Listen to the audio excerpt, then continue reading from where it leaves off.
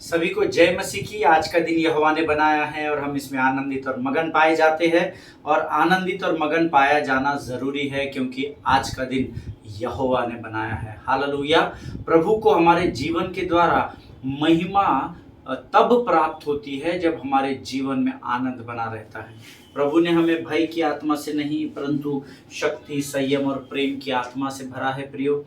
और ये मेरी और आपकी जिम्मेदारी है कि ऐसे लोग जो अंधकार में फंसे हुए हैं, क्योंकि हम उस अंधकार से ज्योति में लाए गए हैं और हमको पता है कि हम सत्य के पीछे चल रहे हैं।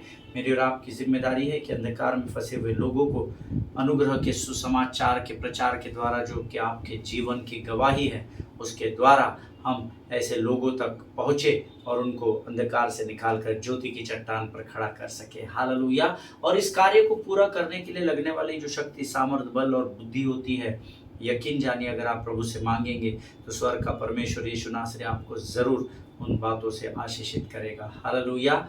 आप सबों का मैं फिर एक बार इस यूट्यूब के चैनल में स्वागत करता हूँ। विश्वास करता हूँ कि आप सब लोग जहाँ कहीं भी है, स्वस्थ है, सुरक्षित है, वचन को सुनने और ग्रहण करने के लिए तत्पर और तैयार है। आमीन।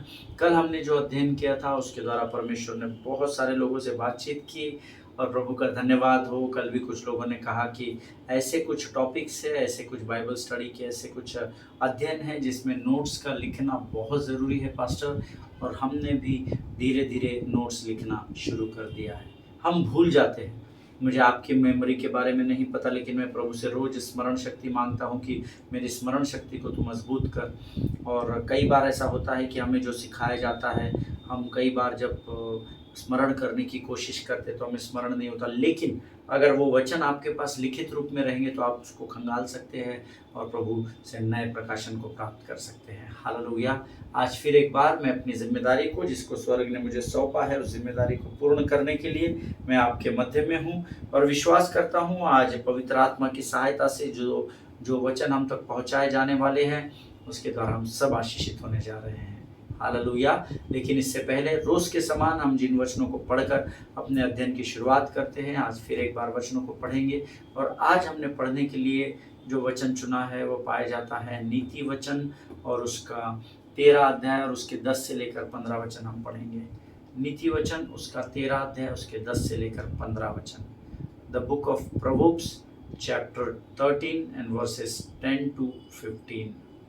और मैं विश्वास करता हूँ आप सबों को पता है कि नीति वचन की पुस्तक भजन संहिता के बाद लिख कर रखी गई है हमारे लिए, ताकि हम इस बुद्धि को स्वीकार कर सके, इस बुद्धि को ग्रहण कर सके।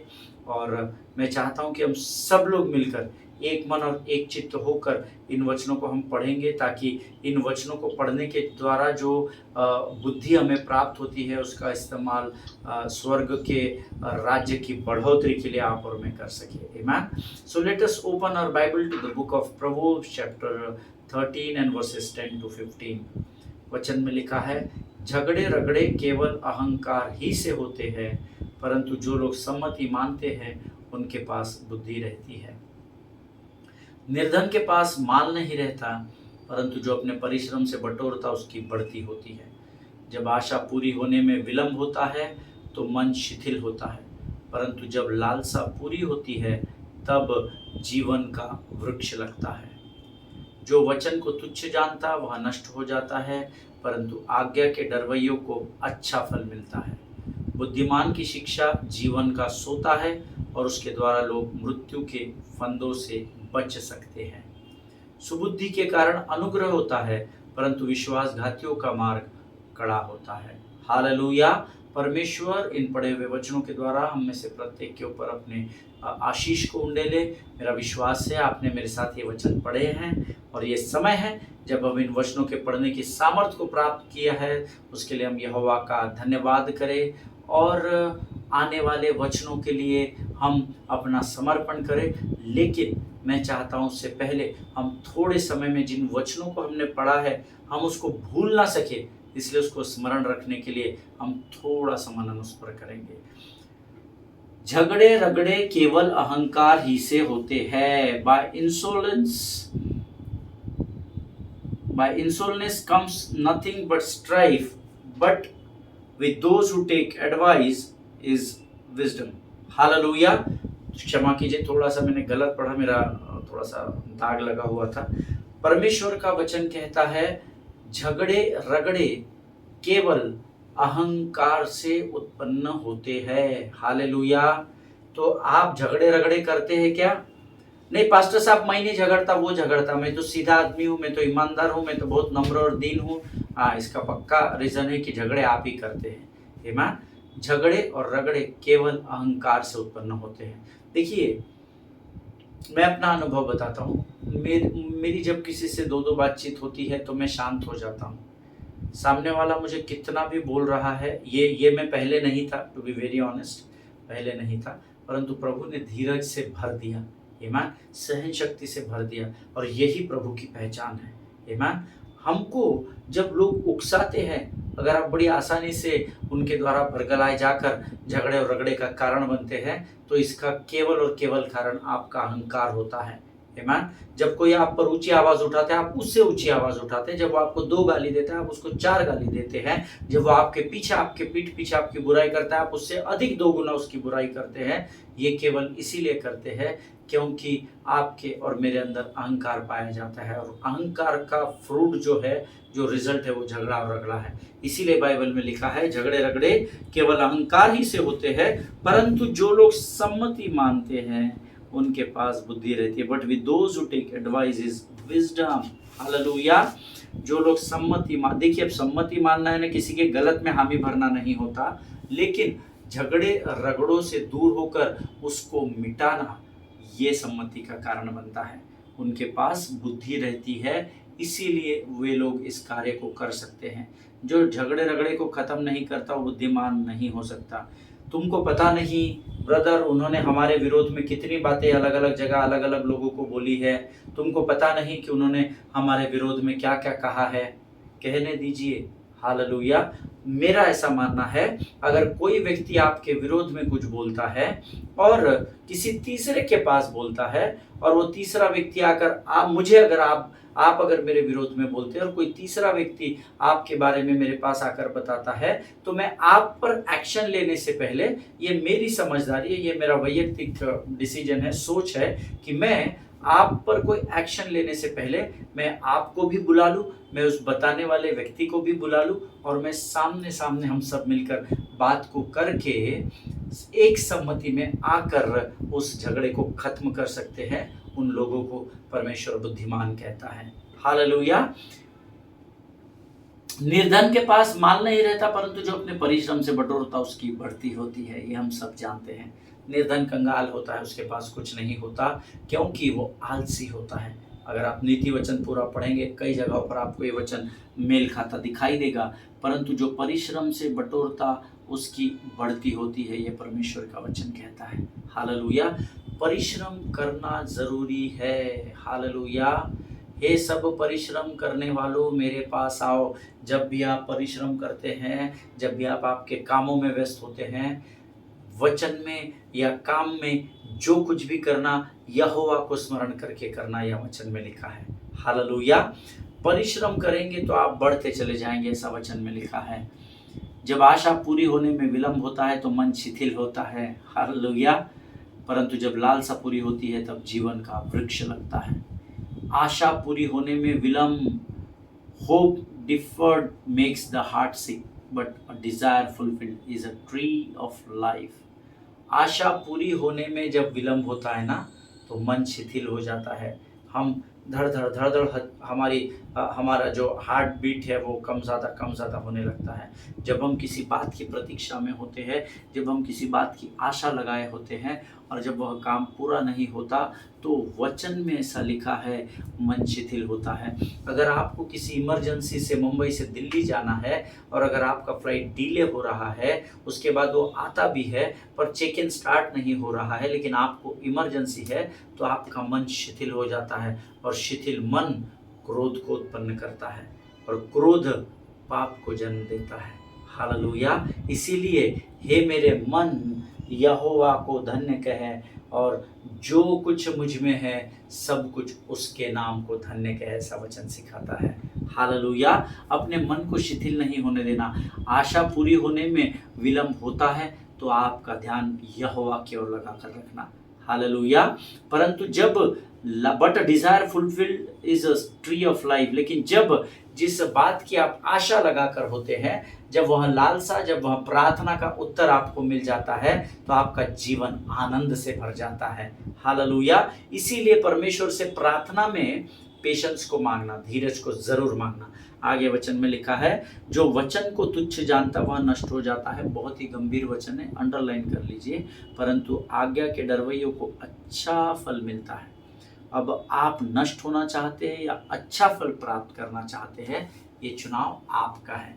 This is your personal decision. I can read the word for you, I can teach the word to you, but choice is yours. वचन में लिखा है, जो वचन को तुच्छ जानता है ना, वह नष्ट हो जाता है।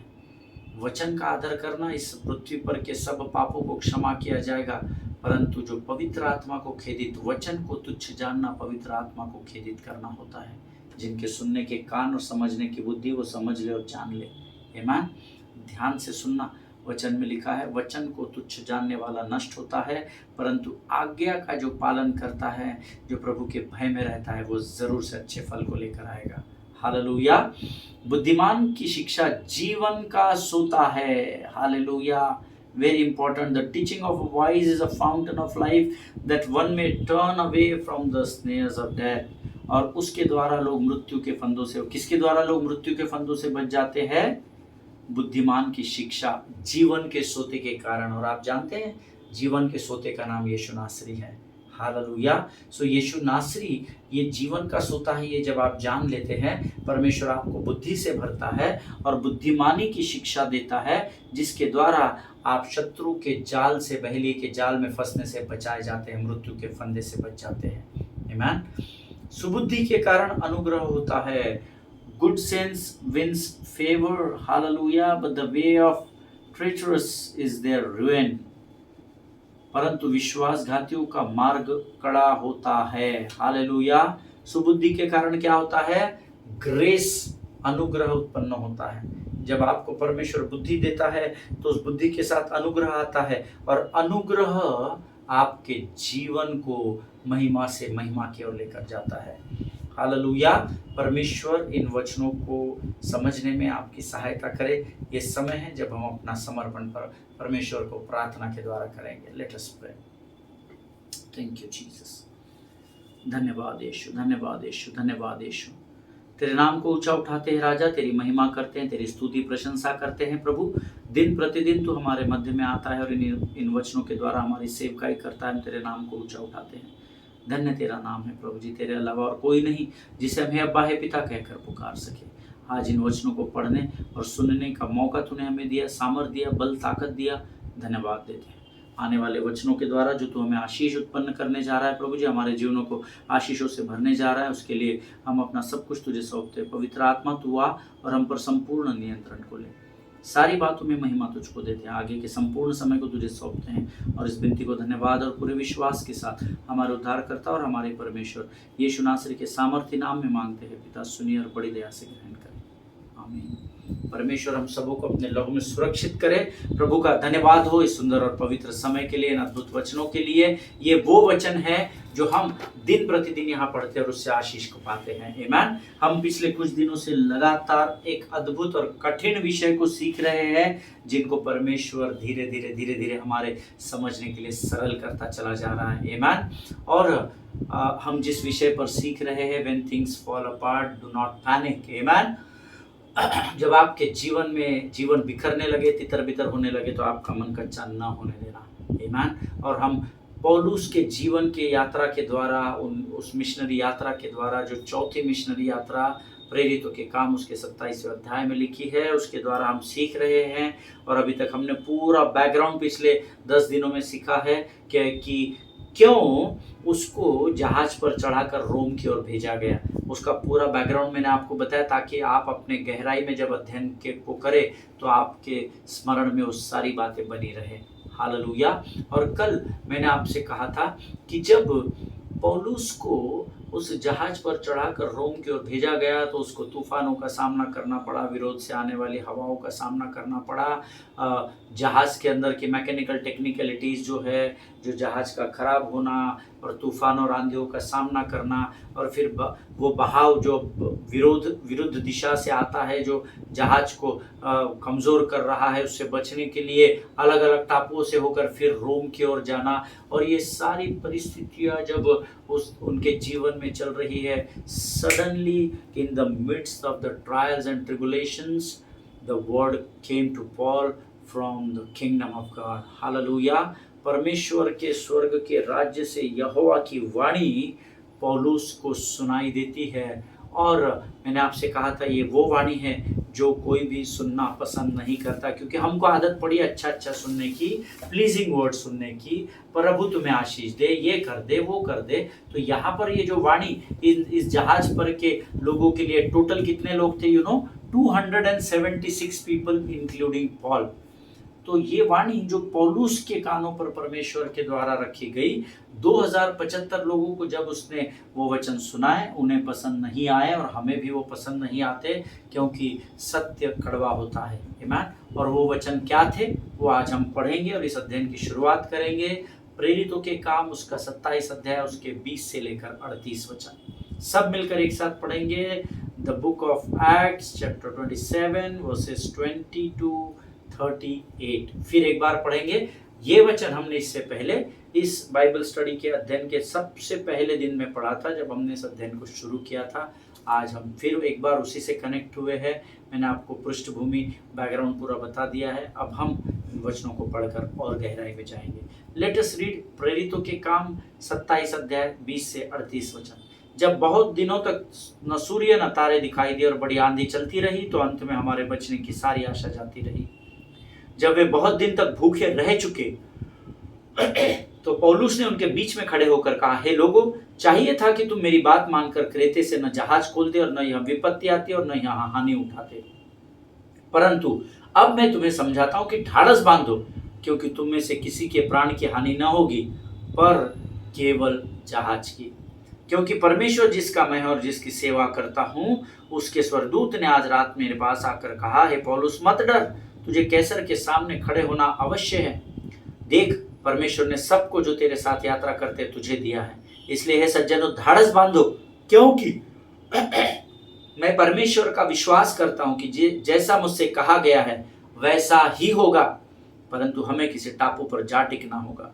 जब 14वीं रात आई और हम अद्रिया समुद्र में भटकते फिर रहे थे, तो आधी रात के निकट मल्लाहों ने अनुमान से जाना कि हम किसी देश के निकट पहुंच रहे हैं। थाह लेने पर उन्होंने 20 पुरसा गहरा पाया, और थोड़ा आगे चलकर फिर थाह ली तो 15 पुरसा पाया। तब पथरीली जगहों से टकराने के डर से उन्होंने जहाज की पिछाड़ी 4 लंगर डाले और भोर होने की कामना करते रहे। परंतु जब मल्लाह जहाज पर से भागना चाहते थे और गलही से लंगर डालने के बहाने डोंगी समुद्र में उतार दी, तो पौलुस ने सूबेदार और सैनिकों से कहा, यदि ये जहाज पर न रहे तो तुम भी नहीं बच सकते। तब सैनिकों ने रस्से काटकर डोंगी गिरा दी। जब भोर होने पर था, तब पौलुस ने यह कह के सबको भोजन करने के लिए समझाया, आज 14 दिन हुए कि तुम आज देखते देखते भूखे रहे और कुछ भोजन न किया। इसलिए मैं तुम्हें समझाता हूँ कि कुछ खा लो, जिससे तुम्हारा बचाव हो, क्योंकि तुम में से किसी के सिर का एक बाल भी न गिरेगा। यह कहकर उसने रोटी ली, सबके सामने परमेश्वर का धन्यवाद किया और तोड़कर खाने लगा। तब वे सब भी ढाढ़स बांधकर भोजन करने लगे। हम सब मिलकर जहाज पर 276 जन थे। जब वे भोजन करके तृप्त हुए, तो गेहूं को समुद्र में फेंककर जहाज हल्का करने लगे।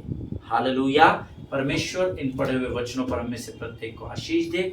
और ये वही वचन थे जो कोई भी सुनना पसंद नहीं करता। मैंने तुम्हें बोला था यहाँ से मत निकलो, तुमने मेरी बात को सुना नहीं, लो अभी भुगतो, तुमको मरने के दिन आ गए। अब देखो, परमेश्वर का दूत मेरे पास आकर कहता है तो तेरे साथ सब लोग हैं, और ढाढ़स बांधो, तुम्हारे प्राण की हानि नहीं होगी, परंतु जहाज की हानि होगी। आमीन। अब जिस बस में आप जा रहे हैं, आपको अगर ड्राइवर कंडक्टर कहेगा, आप चिंता मत करो, इस बस में बम लगा हुआ है, लेकिन मैं तुमको गारंटी देता हूँ किसी के भी जीवन की कोई हानि नहीं होगी, केवल बस की हानि होगी। तो आप क्या करेंगे? जय मसीह की, आज तो हम बस में बैठे रहेंगे, ऐसा कहेंगे क्या? नहीं, आपके बारे में मुझे नहीं पता। मैं ड्राइवर के 2 कान के नीचे रसीद फाड़ूंगा और मैं बस रोककर भाग जाऊंगा। ईमान। लेकिन यकीन माने, जब परमेश्वर अगर आपसे कुछ कहेगा तो परमेश्वर आपको उस कठिन परिस्थिति से भली भांति निकालना जानता है। इस बात को हमको स्मरण रखना होगा। हालेलुया। यहाँ पौलुस ने वही कहा जो उन लोगों को पसंद नहीं आ रहा था, क्योंकि पौलुस उनसे कहता है, परंतु अब मैं तुम्हें समझाता हूँ कि ढाढ़स बांधो, क्योंकि तुम में से किसी की प्राण की हानि नहीं होगी, केवल जहाज की। अरे मेरे भाई पौलुस, अगर जहाज डूब जाएगा, जहाज टूटकर बिखर जाएगा, पहले आंधी आ रही है, तूफान आ रहा है, इतना सारा परिस्थितियों का हम सामना कर रहे हैं, अगर जहाज ही नहीं रहेगा तो हम भला कैसे इतना लंबा सफर तय करेंगे। ईमान। जब पौलुस ने उनसे कहा कि केवल जहाज की हानि होगी, इसका मतलब केवल जहाज की हानि। ईमान। क्योंकि ये जहाज हम जहां जाना चाहते हैं वहां तक हमें लेकर नहीं जा सकेगा। तो बट नेचुरल है, सबके ऊपर भय आएगा, सबको डर लगेगा। इसीलिए मैंने आपसे कल भी और आज भी शुरुआत में कहा कि ये जो वचन पौलुस को पवित्र आत्मा के द्वारा पहुंचाए गए, ये वो वचन है जो किसी को भी पसंद नहीं आएंगे। कोई मृत्यु को देखना नहीं चाहता। ईमान। जहां ये जहाज हमको ले जाना चाहता है वहां हमको ये नहीं लेकर जा सकेगा। और मैं जानता हूं कि हम उपवास प्रार्थना कर रहे हैं कि हम इस भयंकर तूफान से निकलकर निश्चित स्थान पर पहुंच सके। हमने भी पढ़ा, प्रार्थना हो रही है, उपवास हो रहे हैं। But today I want to tell you the people of God, the beloved people of God, God wants you to know that sometimes the ship on which you are on is going to fall apart. Hallelujah. आज इस वचन के द्वारा परमेश्वर मुझे और आपको ये बताने की, समझाने की कोशिश कर रहा है कि कई बार ऐसा होगा कि जिस जहाज पर, जीवन के जहाज पर आप चल रहे हैं, उसका बिखरना परमेश्वर की ओर से तय है। हालेलुया। वो क्या है? वो शिप कौन सी है, वो जहाज कौन सा है? वो आपके जीवन की परिस्थितियां हैं। हालेलुया। कई बार हम ये सोच बैठते हैं क्योंकि हमने 21 दिन का उपवास और 21 दिन की प्रार्थना कर ली तो अब हमारे जीवन में सब चंगा ही चंगा हो जाएगा। But today through these versus, जहां पर लिखा हुआ है, मैं तुम्हें समझाता हूं कि ढाढ़स बांधो, क्योंकि तुम में से किसी को प्राण की हानि नहीं होगी, केवल जहाज की। इस वचन के द्वारा परमेश्वर हमको समझाना चाहता है कि चाहे आप उपवास और प्रार्थना कर ले, but sometimes the ship on which you are on is going to fall apart. हालेलुया। जिस जहाज पर आप चढ़कर आगे की ओर बढ़ रहे हो, उस जहाज का बिखरना परमेश्वर की ओर से पहले से ही तय किया गया है। हालेलुया। इसका अर्थ है पास्टर साहब, परमेश्वर हमको जान से मार डालना चाहता है। जय मसीह की। ऐसा बिल्कुल भी नहीं है, क्योंकि वचन जिसने ध्यान से सुना और मेरे साथ पढ़ा वो इस बात को जानता है, क्योंकि तुम में से किसी के प्राण की हानि नहीं होगी, परंतु केवल जहाज की। अर्थात तुम में से किसी को भी नुकसान नहीं होगा, केवल वो परिस्थिति का जहाज जिस पर आप चल रहे हो, परमेश्वर उसको धराशायी कर देगा। हालेलुया। क्योंकि परमेश्वर युद्ध को लड़ना और उसमें हर बार विजय को प्राप्त करना मनुष्य से भली भांति अच्छे तरीके से जानता है। हालेलुया। आज आप जीवन की जिस जहाज पर है, जरूरी है कि कई बार परमेश्वर उसको तितर बितर कर दे, उसको बिखरा दे। हालेलुया। और हम सब जानते हैं कि ऐसी बातों को कोई सुनना नहीं चाहता। अरे नहीं पास्टर साहब, हमको बस डेस्टिनेशन तक कैसे टूटे फूटे पहुंचा दो, हमारे लिए वही बहुत है, हम आपके एहसान को नहीं भूलेंगे। आप उपवास प्रार्थना करो, कुछ भी करो, परंतु जिन जहाज का डूबना तय है, परमेश्वर कहता है उस जहाज की हानि होकर ही रहेगी। हालेलुया। आमीन। मैं हमेशा चाहता हूं कि परमेश्वर हर बार मुझसे सांत्वना के शब्दों से बात करे। अरे मेरे बच्चे मत डर, मैं तेरे साथ हूँ। अरे मेरे बच्चे कुछ नहीं होगा, अरे मेरी बेटी कुछ नहीं होगा। मैं चाहता हूँ प्रभु मुझे उस उस मेमने के समान गोद में उठाए हर बार, और हर बार मुझे पुचकारे, मुझसे प्रेम करे, मेरे सर के ऊपर से हाथ घुमाए। कई बार मैं चाहता हूँ कि परमेश्वर मुझसे केवल और केवल आशीष और उन्नति की बातें करे, उन्नति की भविष्यवाणी मेरे जीवन में करे। मैं चाहता हूँ कि जब मैं उपवास और प्रार्थना करूँ, 21 दिन के उपवास और प्रार्थना में बैठूँ, तो परमेश्वर उस प्रार्थना का उत्तर मेरी सोच और मेरी तय किए गए टाइम फ्रेम में और मेरी योजना के अनुसार मुझे दे। हालेलुया। पास्टर साहब, 15 साल हो गए मैं इस बीमारी से जूझ रही हूँ, 20 साल हो गए मैं कर्जे से बाहर नहीं निकल रहा हूँ। यकीन जानिए, आपके प्राण की हानि नहीं होगी, परंतु जिस जहाज का टूटना और डूबना परमेश्वर की ओर से तय है, उस जहाज पर आप टिक नहीं पाएंगे। हालेलुया। जिनके सुनने के कान और सुनने की समझ हो, समझने के लिए बुद्धि हो, वो जान ले कि प्रभु क्या कहना चाहता है। कई बार पासबानों से लोग ये उम्मीद करते हैं कि पासबान उनके लिए उपवास और प्रार्थना करे और परमेश्वर उन्हें आशीष दे। वे चाहते हैं कि कई बार पासबान उनके लिए भविष्यवाणी की बातें कहे और भविष्यवाणी को प्राप्त करने के द्वारा वे उन्नति पाए। Sometimes God will fix it up, but sometimes God's word it is falling apart. हालेलुया। कई बार धर्मी की प्रार्थनाओं के द्वारा परमेश्वर जिस व्यक्ति के लिए प्रार्थना की गई है उसके जीवन में आशीष को उत्पन्न करेगा, but sometimes the word of God says here that it is falling apart. कई बार धर्मी के प्रार्थना, उपवास, धन्यवाद, स्तुति और आराधना के बावजूद कुछ चीज़ें तय है स्वर्ग की ओर से, जिसका बिखरना आपके जीवन में ज़रूरी होता है। और परमेश्वर आप कितने भी उपवास प्रार्थना कर ले, sometimes God will fix it up according to his will and power, but sometimes the word says it is falling apart. है ना, जहाज का नुकसान होना तय है। आमीन। सी, जहां टूटने वाला या डूबने वाला है, ये बात स्वीकार करना उन मल्लाहों के लिए, है ना, बहुत बहुत बहुत बहुत कठिन था। या उन 275 लोगों को जब पौलुस ने कहा कि हम डूबने वाले हैं, जहाज डूबने वाला है, तो उनके लिए ये स्वीकार करना तकरीबन इम्पॉसिबल था। Why? Because they had high hopes in the ship. आमीन। क्योंकि उनको उस बड़े अद्भुत जहाज से बहुत सारी उम्मीदें लगी हुई थी। हालेलुया। कई बार जब हम किसी बात की उम्मीद को लगाकर बैठते हैं और अपने जीवन में तय कर लेते हैं कि इस मनुष्य के द्वारा, इस एनजीओ के द्वारा, इन कार्यों के द्वारा मेरे जीवन में उन्नति आएगी, कई बार हम बहुत अधिक उम्मीद लगा देते हैं, लेकिन जब वो बातें बिखरने लगती है तो हम टूट जाते हैं। आमीन। इसीलिए हमेशा याद रखिएगा, मैं आंखें अपने पर्वत की ओर उठाऊंगा, मुझको है पता सहायता मैं केवल और केवल वहीं से पाऊंगा। हालेलुया। जहाज टूटने वाला है, डूबने वाला है, ये स्वीकार करना उन 275 लोगों के लिए बहुत कठिन था, क्योंकि उन्होंने उस जहाज से बहुत अधिक उम्मीदों को बांध कर रखा था। हालेलुया। क्योंकि कोई भी जहाज पर ये सोचकर प्रवेश नहीं करता कि मैं जब इस जहाज में जाऊंगा तो वाह वाह वाह, ये तो रास्ते में टूट जाएगा, डूब जाएगा, बर्फीले पत्थर से टकरा जाएगा, पानी के अंदर के पहाड़ों से टकरा जाएगा। ये उम्मीद किसी को भी नहीं होती है। जब भी हम किसी एक डेस्टिनेशन से दूसरी डेस्टिनेशन तक जाते हैं तो हम यही सोच कर जाते हैं कि ये जो जहाज है ये हमको उस स्थान पर बड़ी आसानी से पहुंचा देगा। हालेलुया।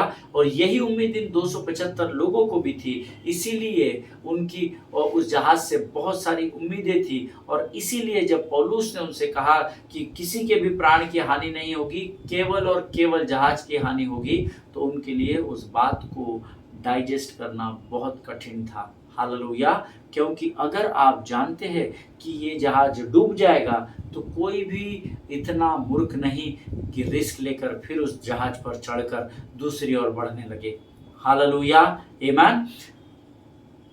जैसे कि लेटेस्ट उदाहरण में हम सब जानते हैं, अहमदाबाद में प्लेन क्रैश हो गया, बड़ी दुखद घटना। हमने उन परिवारों के लिए बीते दिनों में प्रार्थना की, आपने भी की होगी। हम विश्वास करते हैं और हम उन परिवारों के दुखों में उनके साथ पूर्ण रूप से शामिल पाए जाते हैं हमारी प्रार्थनाओं के द्वारा और हमारी हमारी विनतियों के द्वारा। लेकिन मैं आपको ये बात इसलिए बता रहा हूँ क्योंकि अगर उसमें जो लोग सवार थे, उन लोगों को अगर ये मालूम रहता कि ये जहाज़ हमारे जीवन को हमेशा के लिए लेने वाला है, तो कोई भी उस जहाज में सफ़र नहीं करता। हालेलुया! बहुत दुखद घटना है। बड़े दुख के साथ मैं इस उदाहरण का इस्तेमाल कर रहा हूँ ताकि आप उस बात को आसानी से समझ सकें।